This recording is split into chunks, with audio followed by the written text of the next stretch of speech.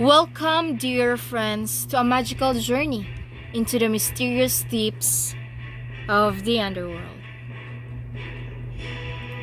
In this dark and shadowy realm, the kingdom of the dead was ruled by one of the 12 great Olympians, Hades, also known as Pluto, and his queen, Persephone. Secrets lie beneath the earth's surface. It's a place where souls journey after they leave the world of the living. Tartarus, the deeper part of the underworld, holds the wicked, while Erebus welcomes those who pass as soon as they die. Myth Charon, the aged boatman who ferries souls across the rivers of Fu and Lamentation. Only those who pay the passage fee in life may cross into the realm beyond. But beware the fearsome Cerberus, the three-headed guardian who permits entry but forbids return. Once inside, souls face the judgment of three wise judges: Menus, Rhadamanthus, and Iacchus. The wicked endure eternal torment, while the virtuous find solace in the Elysian fields, a place of joy and peace. Amidst the underworld's miseries lies Pluto's palace, shrouded in darkness and guarded by the mysterious figures known as Erinyes, placed by Virgil in the underworld. These relentless enforcers of justice ensure that wrongdoers face the rightful punishment.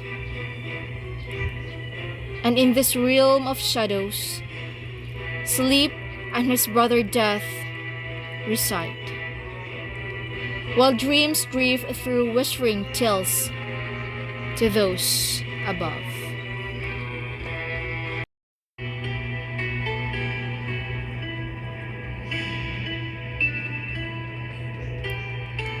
The lesser gods of Earth.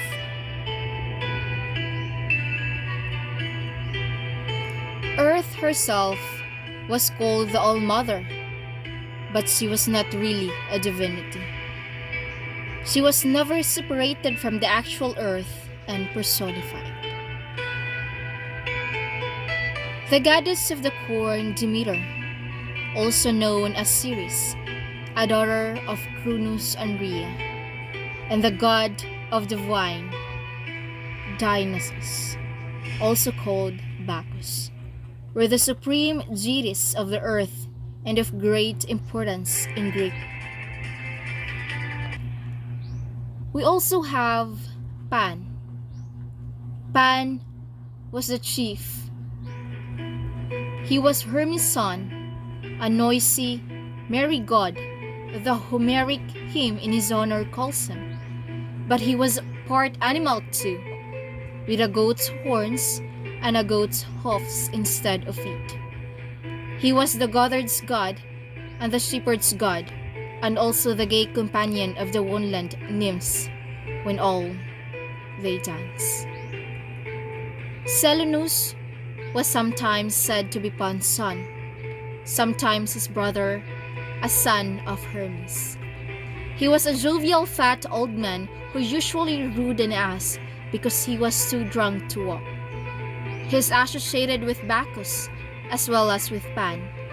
He taught him when the wine god was young, and as is shown by his perpetual drunkenness, after being his tutor, he became his devoted follower.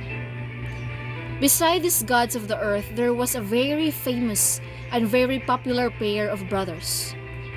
We have Castor and Pollux, who in most of the accounts were said to live half of their time on earth and half in heaven. They were also powerful to save in battle. They were especially honored in Rome, where they were worshipped as the great twin brethren to whom all Dorians pray. Meet the Seleni. Selene is a creature's part man and part horse. They walk on two legs, not four. but they often had horses' hoofs instead of feet. Sometimes horses' ears, and always horses' tails. There are no stories about them, but they are often seen in Greek vases. The satyrs, like Pan, were goat men, and like him, they had their home in the wild places of the earth. In contrast to these unhuman, ugly gods, the goddesses of the woodland were all lovely maiden forms. The Oreads, nymphs of the mountains, and the Dryads, sometimes called Hamadryads, nymphs of trees, whose life was in each case bound up with that of her three. We have Iulus, king of the wind, also lived on earth.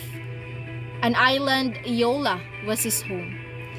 Accurately, he was only regent of the winds, viceroy of the gods. The four shift winds were Boreas, the north wind, in Latin Aquilo, Zephyr, the west wind, which had a second Latin name Favonius, Nutus, the south wind, also called in Latin Auster, and the east wind, Eurus, the same in the both Greek and Latin. We have the Gorgons. They are earth dwellers. There were three, and two of them were immortal. There were dragon-like creatures whose look turned men to stone. The Grey were their three sisters, three grey women who had but one eye between them. They lived on the farther bank of ocean.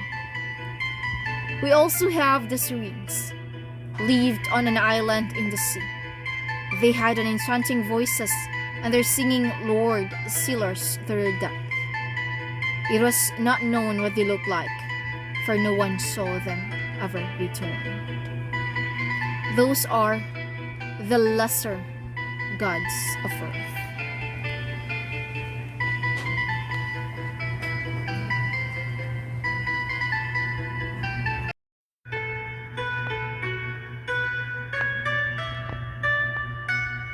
The Roman gods. The 12 great Olympians mentioned earlier were turned into Roman gods also.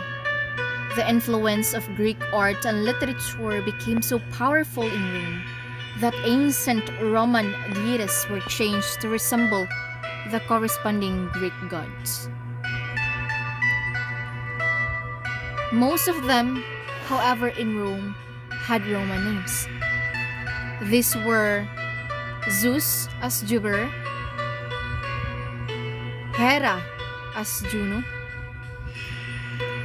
Poseidon as Neptune, Hestia as Vesta, Ares as Mars, Athena as Minerva, Aphrodite as Venus, Hermes as Mercury, Artemis as Diana,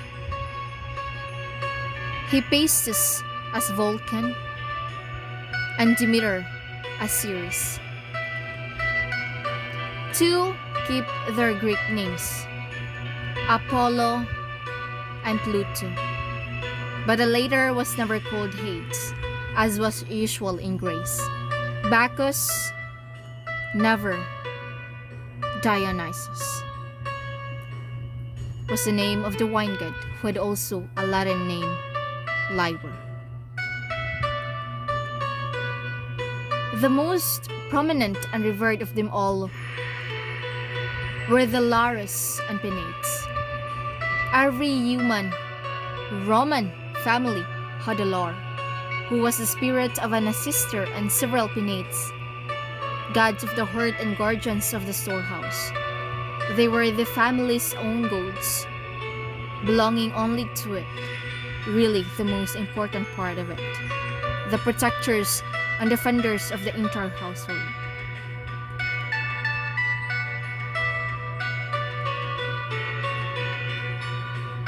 There were also many noumena connected with the life of the household, such as Terminus, guardian of boundaries.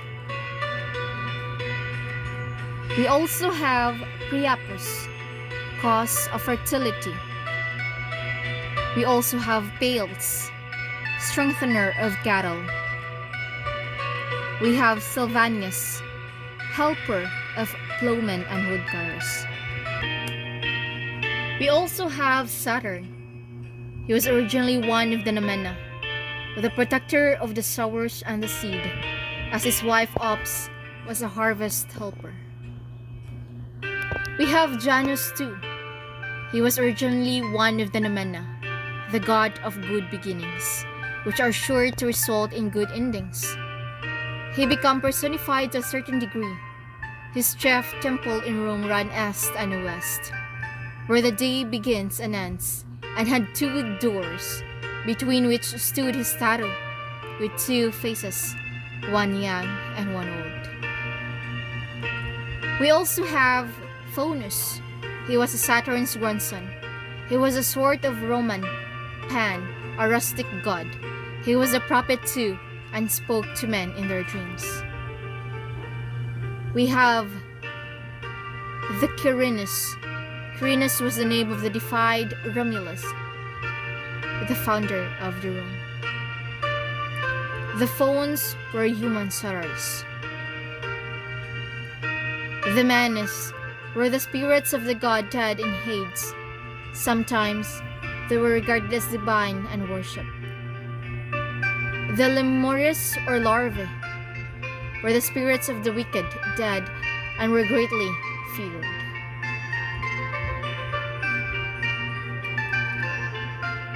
We have